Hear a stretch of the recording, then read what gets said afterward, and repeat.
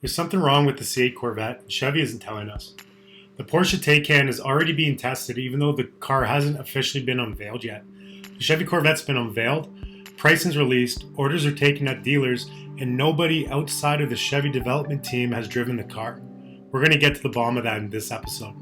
I worry about the mid-engine because, when we were getting the C8 going, we rented what we considered the top mid-engine cars or rear-engine cars out there.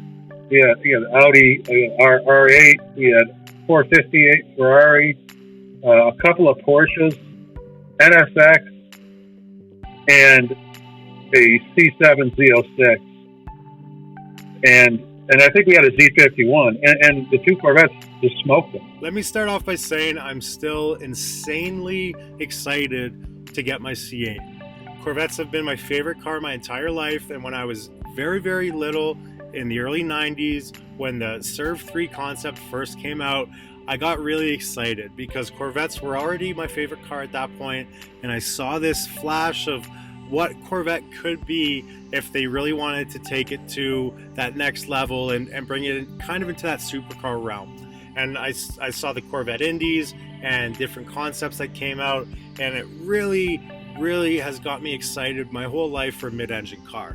So when the C8s really started to take shape and we saw those minimally disguised cars test on the Nürburgring for the first time, I knew I had to put a deposit down. I knew I had to be part of this, and I'm still tremendously excited. Something worries me, however, when, the car's been unveiled, it's been launched, the pricing's been revealed, dealers are starting to take orders, hype's dying down a little bit, and Chevy still hasn't let anybody drive this car. Not a single road test, not a test drive, not a peep about a lap time, nothing regarding the driving dynamics of the car. They've been very selective over what they're releasing as far as performance figures go. We know the top speeds, we know the 0 to 60, and that's about it. Jim Merrow, if you don't know, was Corvette's chief handling engineer for a very long time.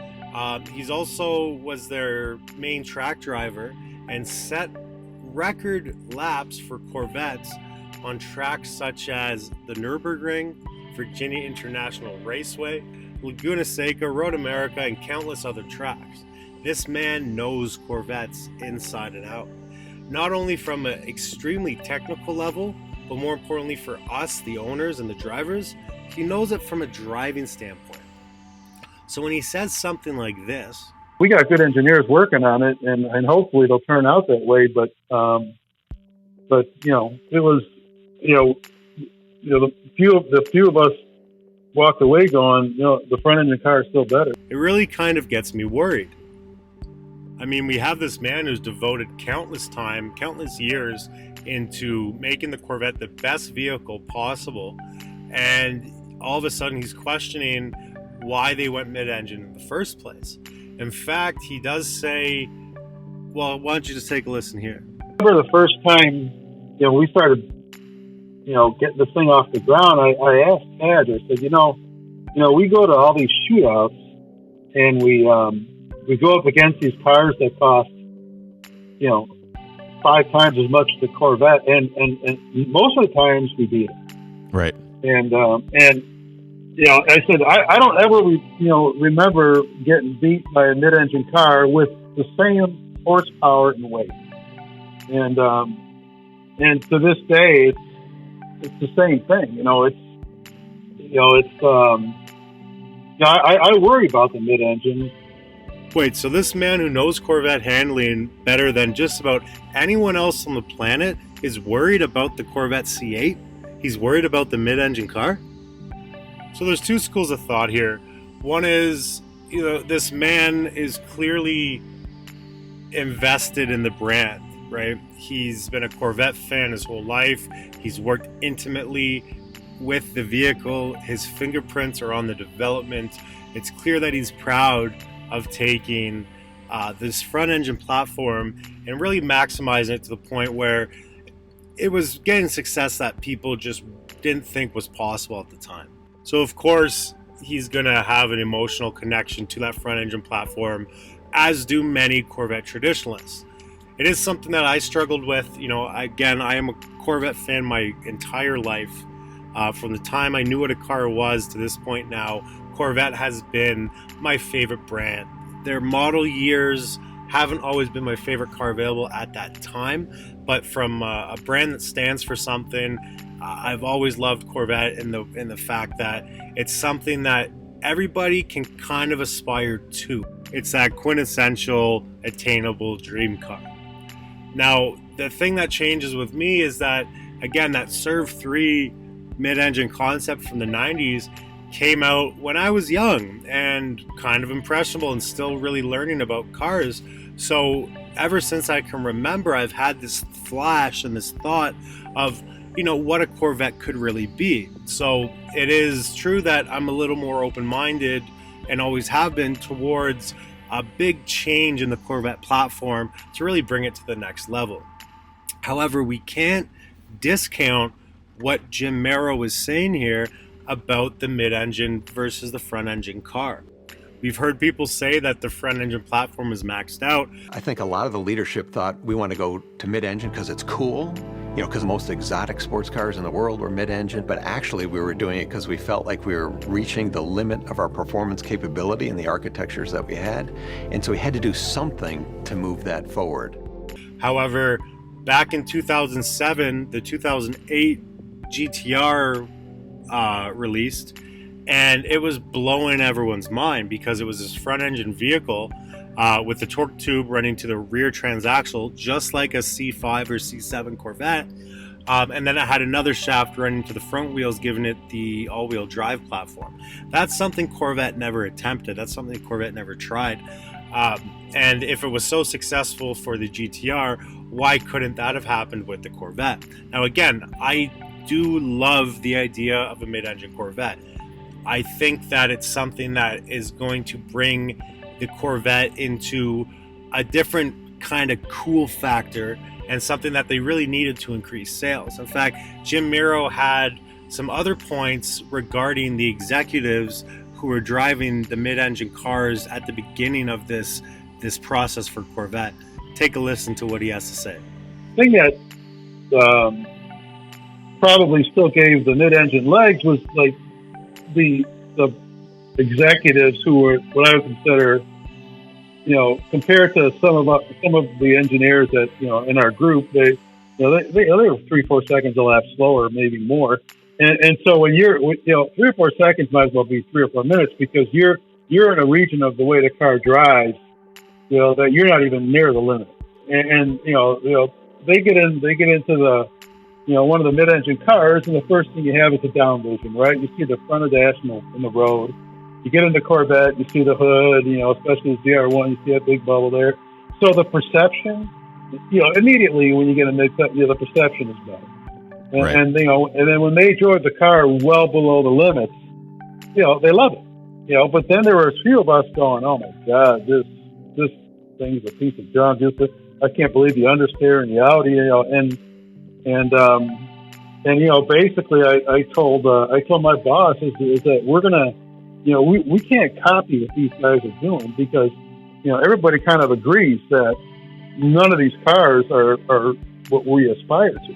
So you listen to that and you start to get the idea that the executives in charge of greenlighting the mid-engine Corvette were doing so not necessarily because it was offering the best performance, but because it was offering a cool factor, a wow factor that they hadn't really had in the Corvette before. The Corvette sales model has always worked on volume. The way you can get a car like this for so cheap is that GM sells a ton of them, and there's no secret or no surprise that the C7 wasn't really selling well towards the end of its production, much like the C6 wasn't selling well at the end of its production. When you compare that to Porsche 911, Porsche Caymans, other higher volume sports cars, you don't really see that cliff, that edge, that dip that the Corvette gets at the end of its life cycle. So it is very reasonable to think that this mid-engine car was produced not necessarily because it was best for performance, but because it was a better idea to increase sales. So why hasn't Chevy let anybody drive the mid-engine Corvette yet? Why aren't there any road tests? Why aren't they feeding this hype beast that they're trying to create to make sure this car launches as successfully as possible? Everybody wants to see this car.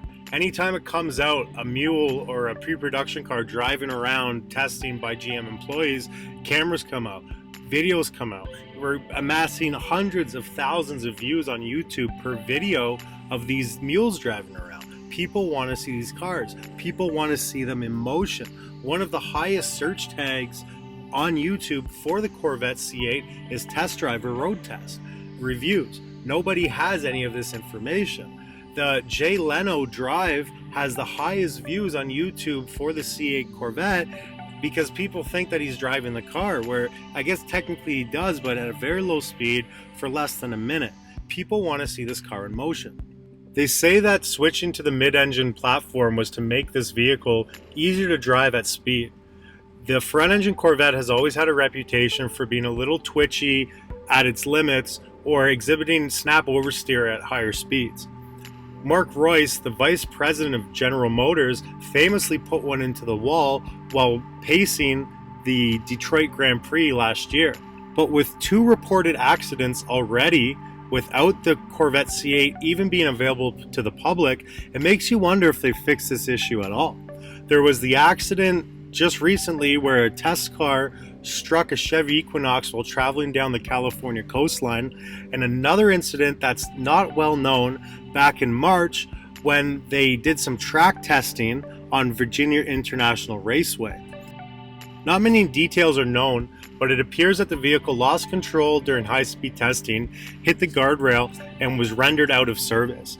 The only thing left behind was a piece of camo that broke off from the impact, and that was reported on Corvette Forum back in March. Then again, 2 reported accidents over the course of a 4+ development run might not be the best indicator that there's a problem with the driving dynamics of this vehicle.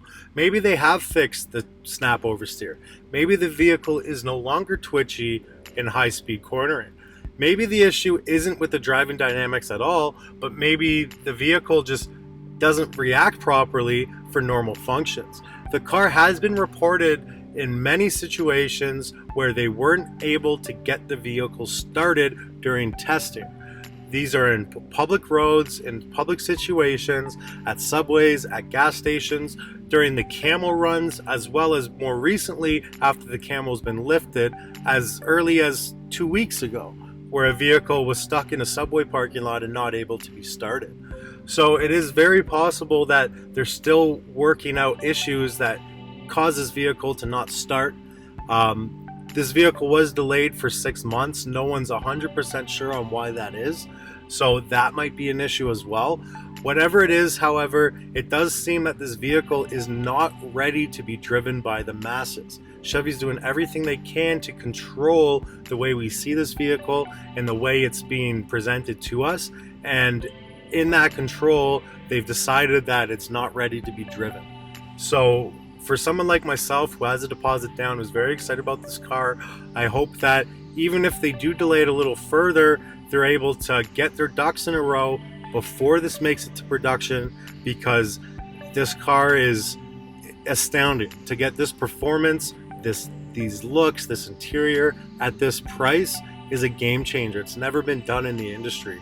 Chevy has everyone rooting for him at this time, and it's up to them to make sure that they release this car the right way, properly, without any known issues, to make sure that they continue this great reputation and this renaissance that the Corvette brand has been going for years.